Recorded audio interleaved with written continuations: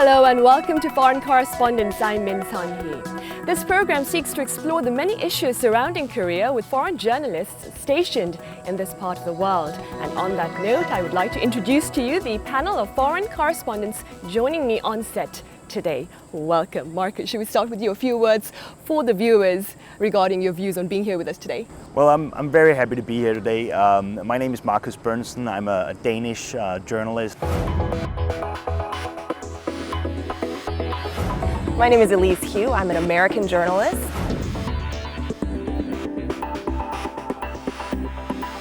My name is Frank Smith. I'm a foreign correspondent. All right, thank you for being with us today.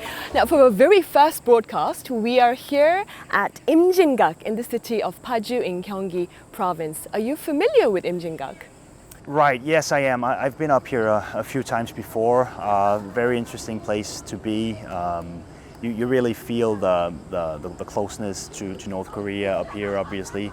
So it's always an interesting place to visit, and it makes perfect sense that we're here today, of course. Elise, you've been here before too? Yes, same thing. You know, I've not only been here as a tourist, bringing friends here up to the DMZ, but also as a journalist for various events along the border. What about you, Frank? I've been here maybe 20 times, most often to cover news events, protests and balloon launchings and Gloria Steinem's peace march along the DMZ.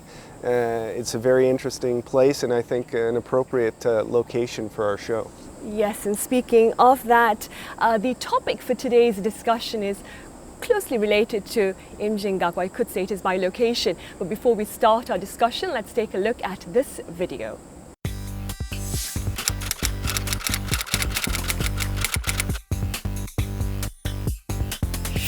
On September 9th, North Korea conducted yet another nuclear test.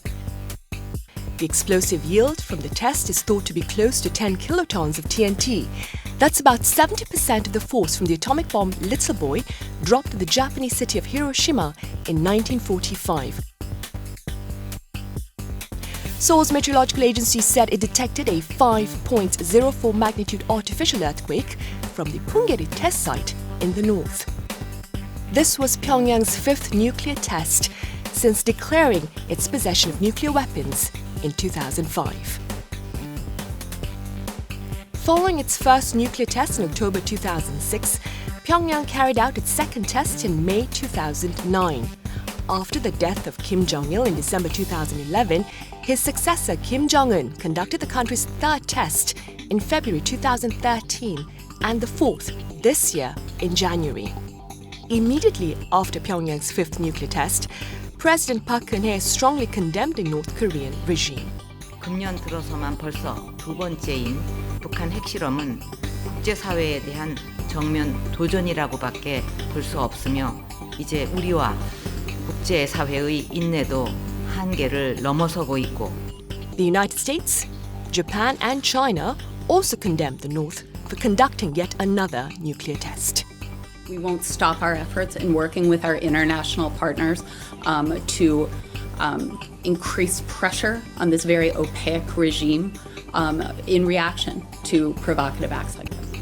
我们强烈敦促朝方信守无核化承諾，遵守安理會相關決議，停止採取任何惡化局勢的行動。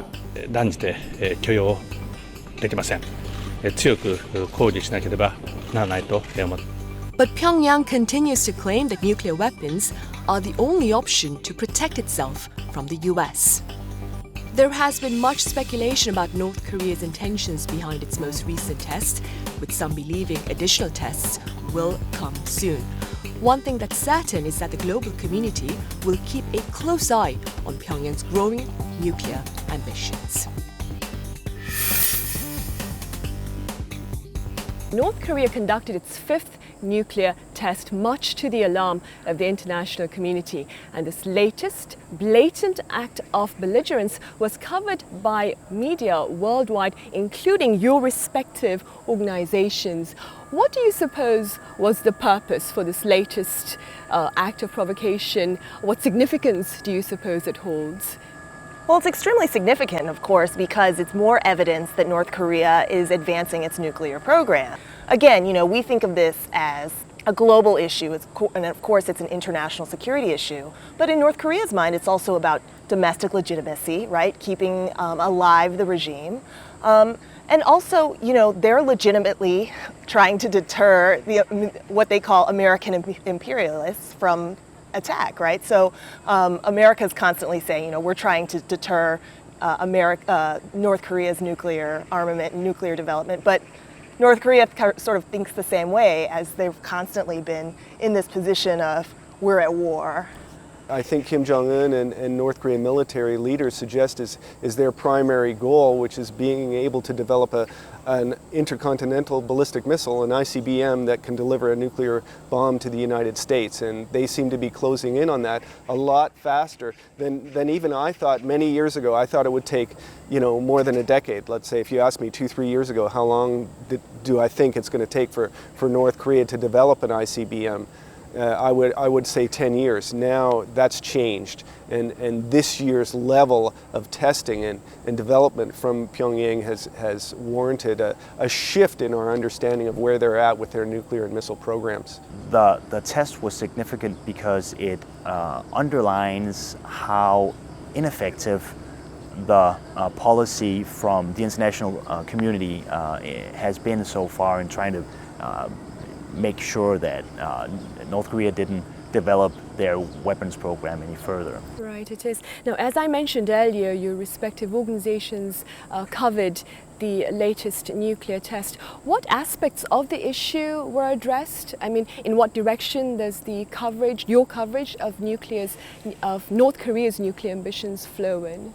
Right, yeah, so I did a story that focused on the test and the immediate reactions in South Korea to the test. And that was the reactions were new in some ways, I thought. And I thought that was some of the most interesting things to report was some of the wording that was being used in South Korea this time around. There were talks about, the need for a plan for preemptive strikes against Pyongyang should they ever use their nuclear weapons against South Korea. Talks about having to remove Pyongyang from the map and so on. So a different tone than we've seen before, and I thought that was a very interesting development in the first days just after the test. Yes, that is true. The conservative newspapers here in Korea also took a quite strongly worded articles were written by conservative newspapers. You also covered the story, Elise, I'm sure. Yeah, and it was interesting, the timing. So the test actually happened on a Friday morning, and on Thursday afternoon I was actually in Laos asking President Obama about his failed nuclear policy with regard to North Korea. And so if you recall, Obama had left Laos Thursday afternoon, and it was his final Asian tour. And that afternoon he gave a short press conference in which it was just sort of coincidence that I said, is it time for a complete rethink of North Korean policy? And he sort of defended strategic patience, which is the name of sort of the Obama doctrine for dealing with North Korea, but then also admitted, hey, dealing with Pyongyang is extremely difficult, and I'm not saying that what we've done has worked. And so this is really going to be, and plenty of administration officials have told me sort of on background that this is going to be one of the most vexing questions for the next American administration when it comes to foreign policy. Right, and we'll go back on those policies in a few minutes. But Frank, I saw your report on Press TV online. Actually, you covered the story right afterwards. Tell us a bit more. Well, Press TV, being Iran's English language broadcaster, it looks a little bit more at U.S.-North Korea, U.S.-South Korea relations. So, and to echo what Elise just mentioned, I think that the U.S. and South Korea need to look at their policies toward North Korea and understand that the policy of strategic patience, increased sanctions and pressure without opening to negotiations isn't really going to succeed, and it has proven to be quite a failure. And if you contrast this with, say, the agreed framework of the early 90s that froze North Korea's nuclear program, at least in terms of plutonium, for 8 years, and if you compare this to the times when the six-party talks were taking place, during those periods, there were no nuclear tests and there were no missile tests while the six-party talks or the agreed framework were in place. So the international community, particularly led by the US and South Korea, here needs to develop new policies and try to engage North Korea at some point. Right. When reporting on North Korea's nuclear ambitions, a common adjective associated with the reclusive regime is the word irrational. Now, there was an interesting article in the New York Times by a writer, I think Max Fisher, and he reported scholars saying that North Korea's actions are in fact very rational. It was an interesting way of looking at their belligerent behavior. Have you read this article, or have you read any other articles? Yeah, of course, but I thought that piece was directly geared towards an American or a Western audience, because nobody in Asia really thinks North Korea is irrational. I mean, I think the view from here is constantly that they've continued on a steady track. They've sort of stated this is what our policy is, and they've continued to execute on it. And so it's not surprising, right, that the New York Times sort of finally explained something that we all know very well to the Western audiences. And in fact, I think that those of us who are based here in Korea often have to do that job and say that, hey, you know, they may be sort of bellicose with their rhetoric, their propaganda can be quite colorful, but that's rhetoric. That's very separate from policy, which has been continued on a very straight line and is not zigzagging or irrational at all. Right, that is true. Frank, have you seen any interesting articles? Well, I just have to echo what Elise said, and I'd like to sort of expand on that a bit. We often are, you know, our sort of gatekeepers, let's say, our editors at our home base, they'll call us when some sensational news happens. So we're kind of encouraged to develop this idea that North Korea is somewhat unpredictable. And I think that idea also sort of gets South Korea, and particularly the United States, off the hook for not doing good policy toward North Korea. They're like, we can't negotiate with him. He's crazy.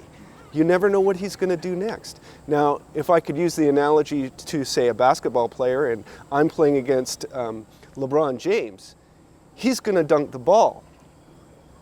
Don't be surprised. How he does it, who knows? But that's what's going to happen. And I think really, I have to agree with Elise, North Korea's policy is really quite predictable. It's unpredictable within how it will go about doing those provocative measures and timing. You know, that North Korea is going to continue on its path of missile and nuclear development unless there's a dramatic shift in the international community's response to that. Right. Out of curiosity, the Korean media, they've covered the news extensively. Have you read the Korean coverage on North Korea's nuclear tests? How do you judge their tone? How do you see their stories? I mean, to some extent, as a journalist, I think it makes sense that the coverage in Korean media as well is reflecting how serious the situation is, because there clearly is a deterioration taking place in the relationship between North and South Korea. I think you could argue that now we're at probably the worst it's been since maybe 2010, where you had the sinking of the Cheonan, the shelling of the Yeonpyeong Island. But it does seem that the question being asked is sort of, how does South Korea further respond or defend itself, rather than a question like, how do we respond in a non-military way, or a non-sort of arming ourselves, and not considering something like, you know, engagement without strings, or something that would be on the other side of the spectrum, but worth considering ratcheting up hasn't really gotten very far. Right, we will. But first, though, the policy. Given the status quo, do you foresee a dramatic shift in policy in dealing with North Korea by the international community? Well, that's the key question here, I think, because, I mean, to some extent, we've already seen some change, right? You see South Korea, Japan, and the US moving closer together. The foreign secretaries are sending out a joint statement. There's talks about putting more pressure on China, trying to close some of the loopholes that are still in the sanctions imposed on North Korea. On the other hand, what's the big plan here? That's the key question, I think. What exactly are we gonna do about North Korea? Do we still want to denuclearize North Korea? Well, what we've been doing so far obviously hasn't worked. So, what's the game plan exactly?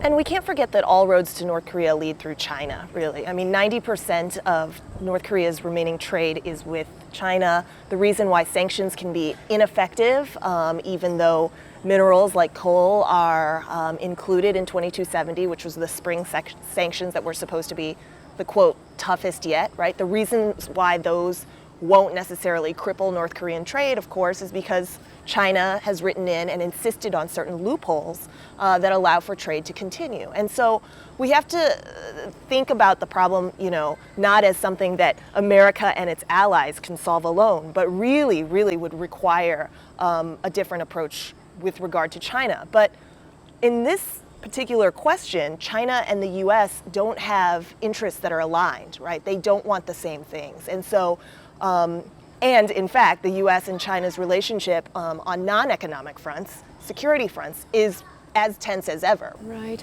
All right then. Well, those are your thoughts on North Korea's latest nuclear test. There appears to be some frustration, I suppose, with regard to the current efforts to deal with North Korea's nuclear ambitions. But we will agree that that North Korea has indeed grabbed the attention of the international community with its fifth nuclear test earlier last month.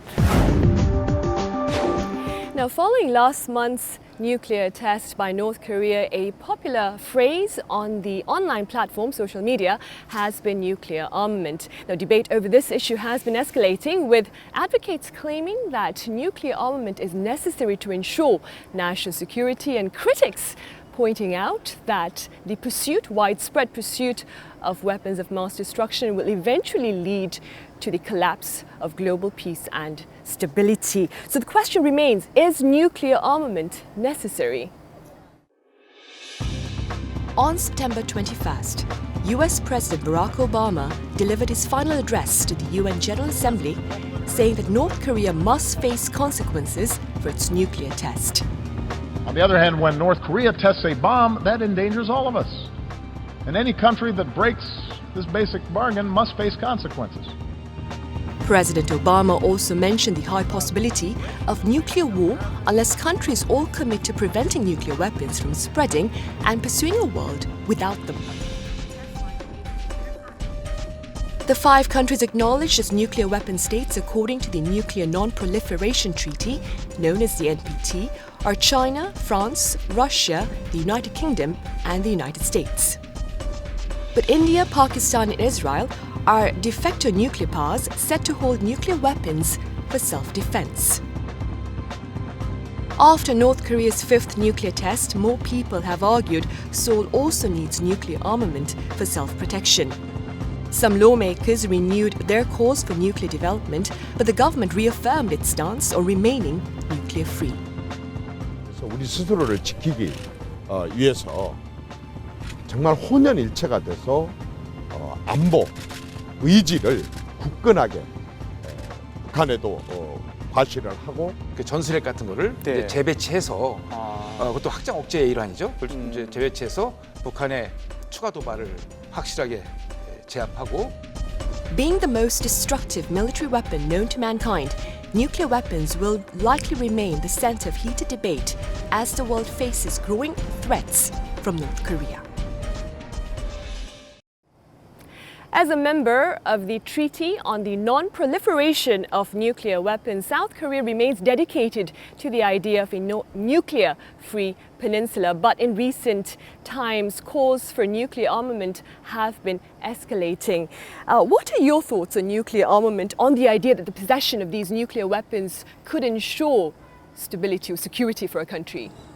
Well, I think there is some truth to what some people are saying, that there is some peace to be had from nuclear weapons. I mean, if you look at what's been happening since 1945, there hasn't been any nuclear weapons used in warfare since 1945. You've never seen an armed conflict between 2 nuclear nations, not a nuclear war or just a conventional war between nuclear nations. So there's some truth to that, definitely. On the other hand, I don't think that you're going to have a more peaceful world by making sure that more countries like South Korea or other countries get nuclear weapons, because every time you get more nuclear weapons, you're also adding a risk of some sort to the world, right? So there's the risk of those nuclear weapons falling into the wrong hands, and new nuclear powers risk getting unstable, and what's going to happen to the nuclear weapons then. So I definitely don't think that peace follows from more nuclear weapons. Definitely, that's not how it works. The United States, Elise, is one of the 5 countries recognized by the NPT as a nuclear weapon state. What then would you say is the stance, the general attitude of the American media when covering nuclear-related issues? First of all, there's not too much of it. Currently, American press is just completely dominated by the presidential race. But even when I covered President Obama's visit to Hiroshima earlier this year, and that was really the first time in my decade-plus career that the whole question of nuclear engagement even came up in a big sort of existential way. And it's because President Obama was sort of digging deep on behalf of the American people when it came to that question of the use of the A-bombs on Hiroshima and Nagasaki. Right. Marcus, Europe, countries in Europe, including the United Kingdom and France, are also nuclear weapon states. I extend the same question to you. What direction do the media coverage flow? Well, nuclear weapons is a very sensitive issue in Europe, and the coverage is reflecting that, because on the one hand you got countries like my own home country of Denmark, who's working with other countries like Sweden, Austria, Ireland, in trying to decrease the number of nuclear weapons globally. But on the other hand, you got nuclear powers. You got UK, you got France, who are completely refusing to even address that issue. So if there's a meeting where disarmament is on the agenda, they're just not going to join in the meeting. They're not prepared to talk about that at all. But it's an issue that really shows the different political histories of the European countries. So they take a very different position on this issue, and it's definitely an issue where you're not going to see the EU as a whole taking a strong position anytime soon. They're going to try to stay clear of that issue. Right. Frank, you've been here probably the longest, 15 years. Have you been following the Korean coverage on nuclear armament? There are calls by even traditional newspapers saying that we need to develop nuclear weapons to protect ourselves. What are your thoughts on this? From my perspective as a journalist, and we're not communicating to people very effectively the other strategies that might be open to them, that might be better for South Korea, other than developing nuclear weapons. And I think we need to do a better job of that as journalists, and rather than focus on the sensational issues. At the same time, when we're talking about nuclear, I think itself is kind of a sensationalist issue. If you look at conventional arms, they're much more of an ongoing real problem around the world in terms of military spending, in terms of the destruction and death that they cause, as opposed to nuclear weapons. And I would argue that we need to look at an overall reduction in overall arms and arms spending effectively to change this sort of dynamic of increases in arms spending and the type of violence that goes with that. Frank, you mentioned earlier that you were against nuclear weapons, and I believe this is going to be our last question, but at the expense of sounding idealistic, do you think it's possible a nuclear-free global community in the future? Well, myself, I kind of take a long view of this, and I think, yeah, sure, eventually, we'll have a nuclear-free world at some point in the future, but I don't think that's going to happen in our lifetimes. I think that we've got to wait, generations, perhaps millennia, before we're going to see really a global governance develop that enables countries to enjoy their sovereignty without the worry of war, and that the scourge of war, it will take, I think, centuries or millennia to eliminate. But I think that eventually it will happen. First of all, I don't want to get into predicting the future because, I mean, it's almost, people who predict the future are almost always wrong. I mean, if just to look at it sort of in a practical way, if we're talking our lifetimes, then the answer is no. I mean, especially at this particular juncture where we're seeing the rise of a bunch of authoritarianism and nationalism around the world, rather than the other way around. I think the logic is going to be that when there's even a slight risk that somebody else out there is going to have a nuclear weapon, then I'm going to keep a few just in case. And as long as everybody thinks that way, we're not going to have a world that's free of nuclear weapons anytime soon. Right, and on that sobering note, we end today's program. I know there is no definite answer to nuclear armament, but I'm sure there is a consensus for hopes for a greater presence of peace and prosperity in the global community. Right, and that brings us to the end of this first edition of Foreign Correspondents. Be sure to join us again next week here with our foreign journalists to delve into issues surrounding this part of the world.